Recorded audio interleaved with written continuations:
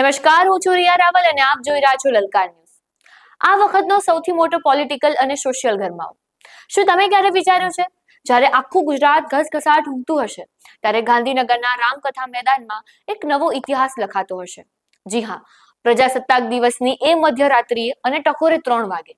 પણ શું થવાનું છે અડધી રાત્રે એ જાણતા પહેલા લલકાર ન્યૂઝને લાઇક, શેર અને સબસ્ક્રાઇબ જરૂરથી કરજો। જ્યારે સત્તા અને રાજકારણના તમામ સમીકરણો બાજુએ મૂકીને ઠાકોર સમાજ એક જ મંચ પર ગર્જના કરશે। આ માત્ર સંમેલન નથી, આ એક હોંકારો છે। ગુજરાતના ઇતિહાસમાં પહેલીવાર કોઈ સમાજ અડધી રાત્રે સંગઠિત થઈ રહ્યો છે। અલ્પેશ ઠાકોર અને ગેનીબેન ઠાકોર જેવા કદાવર નેતાઓ જેઓ રાજકીય રીતે ભલે અલગ છે પણ સમાજના મુદ્દે આજે એક જ જાજમ પર બેસશે। માત્ર નેતાઓ જ નહીં પણ કલાકારોની પણ હાકલ છે। વિક્રમ ઠાકોર અને કીર્તિદાન ગઢવીએ પણ કહી દીધું છે કે સમાજ માટે ગાંધીનગર આવો। પણ સવાલ એ છે કે અડધી રાત્રે જ કેમ? શું અલ્પેશ ઠાકોરના એ તેવર ફરી જોવા મળશે જે દાયકા પહેલા જ દેખાયા હતા? વ્યસન મુક્તિ અને રોજગારી બાદ હવે શિક્ષણના શસ્ત્ર સાથે અલ્પેશ ઠાકોર કોના તરફ ઇશારો કરી રહ્યા છે?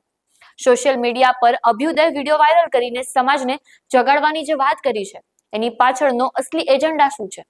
શું આ સંમેલન આવનારા સમયમાં ગુજરાતના રાજકારણમાં કોઈ મોટો ભૂકંપ લાવશે? ગેનીબેન ઠાકોર આ સંમેલનને લઈને શું કહી રહ્યા છે જુઓ આ વિડીયોમાં। જય સદારામ બાપુ।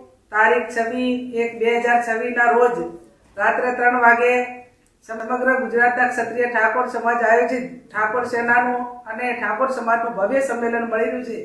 આપ સૌ આ સંમેલનના ઠાકોર સમાજના સૌ અગ્રગણી આગેવાનો, વડીલો, વિવિધ સંગઠનો સાથે મળીને આને ભવ્ય રીતે આ સંમેલન થાય અને આવનાર સમયની અંદર એક સમાજનો મજબૂત મેસેજ જાય એના માટે કરીને આપ સૌ વધારો। આ સંમેલનની અંદર હું પણ આવવાની છું અને આપ સૌ પણ વધારો। ઠાકોર સમાજને સંગઠિત કરવાની વાત તો સામે આવી, પણ સમાજલક્ષી કયા મુદ્દાઓની ચર્ચા થશે એના પર સૌની નજર છે। અગાઉ અલ્પેશ ઠાકોરે કહ્યું હતું કે સમાજને જગાડવાનો સમય આવી ચૂક્યો છે। આ તરફથી અડધી રાત્રે સંમેલનનું આયોજન કરવામાં આવ્યું છે। મહાસંમેલનમાં અલ્પેશ ઠાકોરના કોઈ આક્રમક તેવર જોવા મળે તેવી પૂરેપૂરી શક્યતાઓ છે। ગામે ગામથી ઠાકોર સમાજના યુવાનો તથા આગેવાનો ગાંધીનગરના રામકથા મેદાનમાં પહોંચશે। અલ્પેશ ઠાકોરે અગાઉ સમાજમાં વ્યસન મુક્તિ અને રોજગારીને લઈને ઝુંબેશ ચલાવી હતી। હવે સમાજને એકત્ર કરી કઈ દિશા આપશે આવો સાંભળીએ અલ્પેશ ઠાકોરને। જે પેઢી તૈયાર થઈ છે એને મજબૂત નહીં કરો તો થાકી જશો। આવનારી 2-3 પેઢી તૈયાર કરો કે અમારા પછી કોણ। પણ આપણામાં એવું થાય છે કે અમે અલ્પેશ ઠાકોર આવી ગયેલા એવું થાય બીજો કેવી રીતના એની ચિંતા કરીએ છીએ। પણ મારે તૈયાર કરવા પડે તો બીજા આ ગુજરાત ક્ષત્રિય ઠાકોર સેના આવ્યા પછી કેટલા યુવાનો તૈયાર કર્યા છે। એટલે આવો હું તમે ને આપણે બધા સમાજને બદલવા માટે એકત્રિત થઈએ ને નવા સંકલ્પ સાથે મળીએ। આ વાત પરથી એક વાત તો સ્પષ્ટ થાય છે કે આવનારા દિવસોમાં રાજનીતિક ક્ષેત્રે ઠાકોર સમાજના યુવાનો સક્રિય થશે। કોઈનું નામ લીધા વગર અલ્પેશ ઠાકોરે કોના તરફ એવો ઇશારો કર્યો? બીજી તરફ એક દાયકા બાદ હવે અલ્પેશ ઠાકોરે શિક્ષણની વાત કેમ કરી? બીજી તરફ ઠાકોર સમાજના આ મહાસંમેલનને લઈને કલાકારોએ પણ પોતાની વાત કરી છે। સાંભળો શું કહે છે કે આ કલાકારો।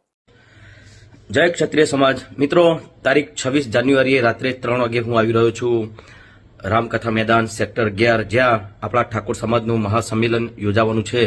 તો આપણા સમાજના દરેક આપણા આગેવાનો, મારા મિત્રો, ચાહકો દરેકને ભાવભર્યું આમંત્રણ છે। આપ પણ પધારો, સાથે મળીને આપણા સમાજની વાતો કરીશું। જય માતાજી। નમસ્કાર મિત્રો, જય માતા જય મંગલ। હું જય દ્વારકાધીશ, હું છું આપનો દોસ્ત કીર્તિદાન ગઢવી। એક શબ્દ નહીં, એક સંકલ્પ નામે મહાસંમેલન શિક્ષણ માટે, રોજગાર માટે, સ્વાભિમાન માટે અને વ્યસન મુક્તિ માટે ગાંધીનગરના રામકથા મેદાનમાં સેક્ટર 11માં 26 તારીખના રાત્રે, 26 જાન્યુઆરીના રાત્રે અને 27ના સવારે 3 કલાકે મહાસંમેલન યોજાવા જઈ રહ્યું છે, જેમાં હું આવી રહ્યો છું આપ બધાને મળવા। જય માતાજી। ઠાકોર સમાજના બંધારણને લઈને ગામે ગામ સભાઓ થઈ હતી, પણ હવે સમાજને કઈ દિશામાં આ કદાવર નેતાઓ લઈ જશે? સમાજના બંધારણને લઈને અનેક પ્રકારની ચર્ચાઓ તો થઈ, પણ અમલવારીને લઈ કામ થશે એ ચર્ચાઓ જોરશોરથી ચાલી રહી છે। બીજી તરફ ગેનીબેન આ સભામાં શું બોલશે? આ સમગ્ર વિષય પર આપનું શું માનવું છે? કોમેન્ટ બોક્સમાં જરૂરથી જણાવજો।